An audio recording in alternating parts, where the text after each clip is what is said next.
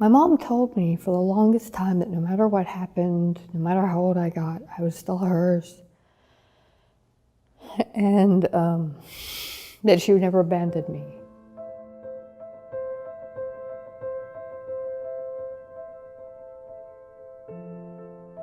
My mom raised me. We struggled a lot. We bounced between places. Eventually, when I was 15, we got a van and drove away from her abusive boyfriend. Eventually ending up in living here in Oregon for several years. I was in Eastern Oregon, and one day my mom took everything and left me there.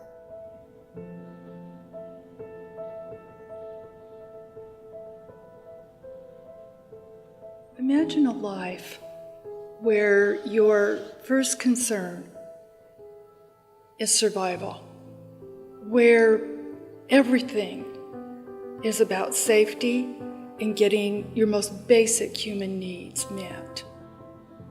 Just sleeping on concrete is traumatic. Add on top of that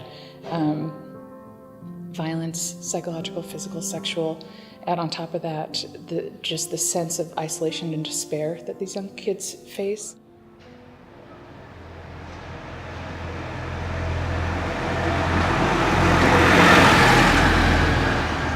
We have youth coming in constantly. We have large numbers of youth coming in. We had kids coming in all the time that are experiencing some of the most horrific things that a human being can experience.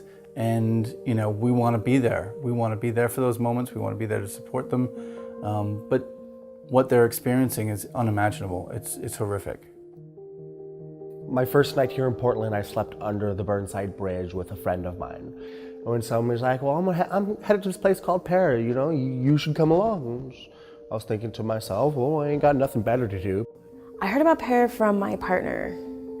He said there was lots of art supplies and like painting stuff, and that they had food, and that it was just a really cool place. To me, Pear it's a safe space. PAIR is an acronym, stands for Project Education, Art, Recreation. The idea is that we work holistically with each individual young person through their intellect, through their emotions, and through their bodies to create tools for growth. PAIR is unique and different as anything that I've ever seen or ever heard of.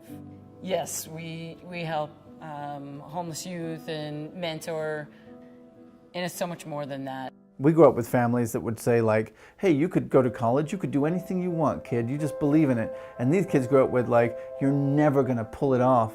The cycle we're trying to break is like, believe that this could happen, like believe you could change. And for youth to actually start to believe that is like, that's the golden moment. That's the e-ticket for us. Is like, wow, that kid actually believes that they could go to college. Miracle. Imagine a place where you feel safe, where you feel like you can relax enough to be able to think about maybe some other things, like creating art, like working on your GED. The kids that come here are creative and talented and brilliant. I'm learning from the kids every day, That's the one thing we're focusing on at PAIR is building that relationship from the ground up with these kids, starting fresh and trying to break down some of those walls that have been built over years. Kids come into this space, it's safe space, and this is where we really just surround these kids with love. And then through that, relationships start to develop. Mentoring hopefully starts to happen in that. And from that love is where we start to create trust. And from that trust, hope then grows. They help me a lot. Yeah, PAIR's awesome. PAIR eventually put me on a housing list right before I aged out to get me into the apartment that I'm in now. It's been an awesome experience, and I've enjoyed being here. I've even volunteered here. PAIR has absolutely saved my life. What's PAIR really about?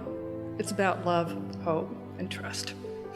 What we're doing at PAIR is we're creating conditions where people, where kids, can find their way.